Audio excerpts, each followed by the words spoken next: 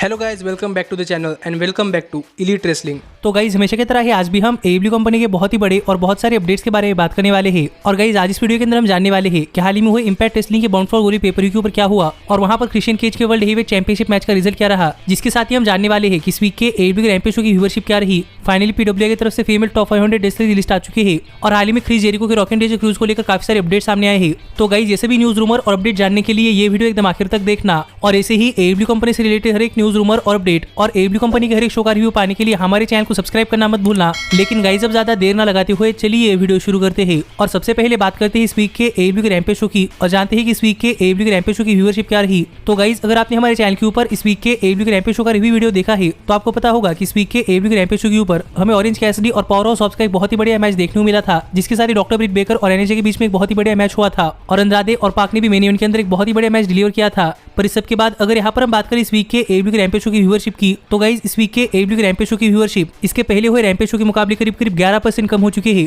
और जहां पर इसके पहले हुए रैम्पेज शो को व्यूअरशिप मिली थी 549 के व्यूअर्स, तो यही पर इस वीक के AEW के रैम्पेज शो को व्यूअरशिप मिली है 515 के व्यूअर्स, जो देखा जाए तो बहुत ज्यादा कम है। पर जहां तक बात है 18 to 49 एज डेमोग्राफिक की तो गाइज इस वीक 18 to 49 एज डेमोग्राफिक के अंदर AEW के रैम्पेज शो की व्यूअरशिप इसके पहले हुए रैम्पेज शो के मुकाबले करीब 13% कम हो चुकी है और जहां पर इसके पहले हुए रैम्पेज शो को 18 to 49 एज डेमोग्राफिक के अंदर व्यूअरशिप मिली थी 313 के व्यूअर्स, तो यही पर इस वीक रैम्पेज शो को 18 to 49 एज डेमोग्राफिक के अंदर व्यूअरशिप मिली है 272 के व्यूअर्स, जो देखा जाए तो बहुत ज्यादा कम है। और पता नहीं हाल फिलहाल में AEW के रैम्पेज शो की व्यूअरशिप कम क्यों हो रही है। और माना कि लास्ट वीक AEW के रैम्पेज शो WWE के स्मैकडाउन शो के साथ हेड टू हेड कंपटीशन के अंदर था, पर इस वीक तो AEW के रैम्पेज शो कोई कंपटीशन भी नहीं था, लेकिन फिर भी इस वीक के रैम्पेज शो की व्यूअरशिप काफी कम हो चुकी है। तो गाइस अब देखना पड़ेगा कि AEW दोबारा से अपने रैम्पेज शो की व्यूअरशिप बढ़ाने के लिए क्या करती है या आगे चलते हुए भी AEW के रैम्पेज शो की व्यूअरशिप ऐसी ही रहती है। लेकिन गाइस आप मुझे कमेंट करके बताइए कि आपके हिसाब से AEW के रैम्पेज शो की व्यूअरशिप कम क्यों हो रही है। पर हाँ, मुझे तो नहीं पता कैसा क्यों हो रहा है, लेकिन गाइस मैं आपको बताना चाहूंगा कि फिर एक बार ये AEW के रैम्पेज शो की इनिशियल व्यूअरशिप है और अब भी AEW के रैम्पेज शो की फाइनल व्यूअरशिप आना बाकी है, इसीलिए हम कुछ कह नहीं सकते कि AEW के रैम्पेज शो की एक्यूरेटली इतनी व्यूअरशिप मिली है या नहीं। और वैसे भी हाल ही में AEW का डायनामाइट शो सैटरडे के ऊपर हुआ था,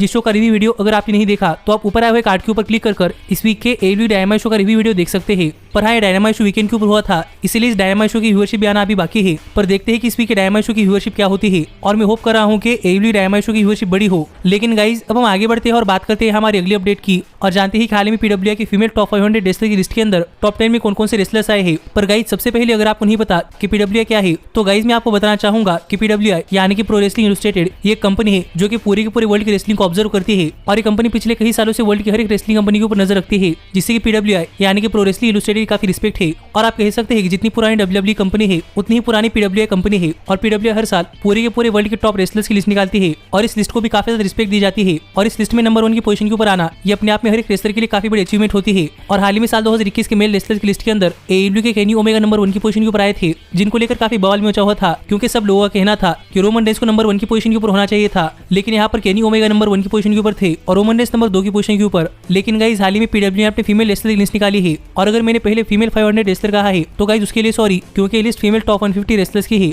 और अगर यहाँ पर हम इस लिस्ट के टॉप 10 रेसलर्स को देखें तो गाइस पूरी वर्ल्ड में से इस लिस्ट के अंदर नंबर 10 पर आती है रकेल गोंजालेस जो कि WWE NXT के लिए काम करती है। नंबर 9 पर आती है टैम नाको जो कि जापानीज रेसलिंग प्रमोशन यानी कि स्टारडम के लिए काम करती है। नंबर 8 पर आती है इयो शिराई जो कि WWE NXT के लिए काम करती है। नंबर 7 पर आती है शायोरी जो कि जापानीज रेसलिंग प्रमोशन यानी कि स्टारडम के लिए काम करती है। नंबर 6 पर आती है साशा बैंक्स जो कि WWE कंपनी के लिए काम करती है। नंबर 5 पर आती है थंडर रोजा जो कि AEW कंपनी के लिए काम करती है। नंबर 4 पर आती है ब्रिट बेकर जो भी AEW कंपनी के लिए काम करती है। नंबर 3 पर आती है डियाना पराजो जो कि इंपैक्ट रेसलिंग कंपनी के लिए काम करती है। नंबर 2 पर आती है युतामी हायाशिजिता जो कि जापानीज रेसलिंग प्रमोशन यानी कि स्टारडम के लिए काम करती है। और नंबर 1 पर आती है बियांका बलेर जो कि WWE कंपनी के लिए काम करती है। और गाइस यही इस साल की PWI के टॉप 10 फीमेल रेसलर्स की लिस्ट, जहां पर बियांका बलेर नंबर 1 की पोजीशन के ऊपर आती है। और मेरे हिसाब से बियांका बलेर का नंबर 1 की पोजीशन के ऊपर आना बनता था क्योंकि पिछला साल बियांका बलेर के लिए काफी अच्छा रहा है। पर युतामी के बारे में मैं कुछ कह नहीं सकता क्योंकि मैंने आज तक स्टारडम रेसलिंग प्रमोशन नहीं देखा है। लेकिन जहां तक बात है डियाना परोजो की तो गाइस डियाना परोजो भी रेगुलरली इंपैक्ट रेसलिंग के शो के ऊपर आती है, इसलिए मेरे हिसाब से डियाना परोजो डॉक्टर ब्रिट बेकर के ऊपर आती है और डॉक्टर ब्रिट बेकर का नंबर 4 की पोजीशन के ऊपर आना ठीक है। और मैं इसलिए कह रहा हूँ क्योंकि माना कि डॉक्टर ब्रिट बेकर AEW कंपनी की बेस्ट फीमेल रेसलर्स में से एक है। पर मुझे लगता है कि AEW कंपनी की गलती की वजह से डॉक्टर ब्रिट बेकर इस लिस्ट के अंदर नंबर 4 की पोजीशन के ऊपर आए हैं।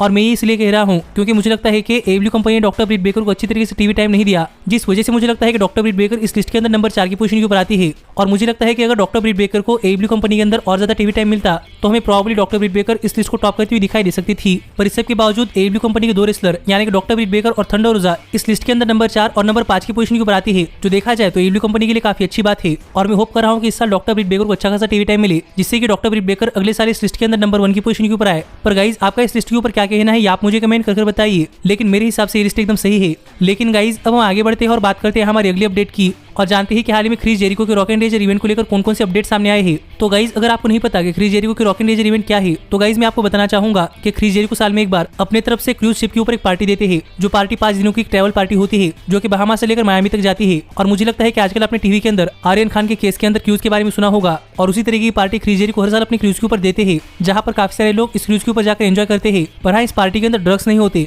और इस साल भी क्रिस जेरिको ने अपने क्रूज के ऊपर एक पार्टी दी है, जो पार्टी अक्टूबर 21 को शुरू हुई और अक्टूबर 25 को खत्म होगी। और इन 5 दिनों के अंदर क्रिस जेरिको की क्रूज के ऊपर काफी सारे बड़े बड़े रेसलर्स का इंटरव्यू होगा, क्रिस जेरिको का कॉन्सर्ट होगा और AEW कंपनी के रेसलर्स के कुछ मैचेस भी होंगे। और पिछले साल कोविड-19 की वजह से क्रिस जेरिको का शो नहीं हो पाया था, पर इसके पहले हमने AEW का एक डायनामाइट शो क्रिस जेरिको के क्रूज के ऊपर से देखा था, जो कि एक बहुत ही बढ़िया डायनामाइट शो था। और माना कि इस साल भी क्रिस जेरिको ने अपने क्रूज के ऊपर एक पार्टी दी है, पर गाइस इस साल क्रिस जेरिको की क्रूज से कोई डायनामाइट शो नहीं होने वाला। और यहाँ पर अपने इस क्रूज को लेकर बात करते हुए क्रिस जेरिको ने रिवील किया था कि इस साल के क्रिस जेरिको के रॉक एंड रेजर क्रूज के ऊपर AEW कंपनी और बाकी सारे इंडिपेंडेंट रेसलिंग कंपनियों में से रेसलर्स आने वाले हैं। पर क्रिस जेरिको इस साल अपने क्रूज के ऊपर से कोई डायनामाइट शो टेलीकास्ट नहीं करने वाले, बल्कि इस साल क्रिस जेरिको की क्रूज के ऊपर जितनी भी मैचेस होने वाले हैं वो AEW कंपनी के एक्स्ट्रा टेपिंग मैचेस होने वाले हैं, जो अगर AEW चाहे तो आगे चलकर अपने प्लेटफॉर्म्स के ऊपर फ्री में दिखा सकते हैं। और हाल ही में जेरिको के इस क्रूज से जो फोटो सामने आए हैं उनमें हम देख सकते हैं कि यहाँ पर क्रिस जेरिको और ऑरेंज कैसिडी एक टैग टीम मैच के अंदर काम कर रहे हैं, जहाँ पर वो इंडिपेंडेंट रेसलिंग के बहुत ही बढ़िया सुपरस्टार यानी कि डैना हॉसन और न्यू जापान प्रो रेसलिंग के वर्ल्ड हेवीवेट चैंपियन यानी कि विल ओस्प्रे के साथ मिलकर काम कर रहे हैं, जिनका प्रोबब्ली इस क्रूज के ऊपर कोई मैच था। पर इसके साथ ही हमें AEW कंपनी कई सारे रेसलर्स इस क्रूज के ऊपर जाते हुए दिखाई दिए हैं, और जेरिको भी इसी क्रूज के ऊपर थे, इसलिए शायद क्रिस जेरिको इस वीक के डायनामाइट शो के ऊपर नहीं आए। और गाइस कहना पड़ेगा कि क्रिस जेरिको की वैकेशन ट्रिप काफी अच्छी होती है, और इससे क्रिस जेरिको को भी काफी ज्यादा फायदा होता है,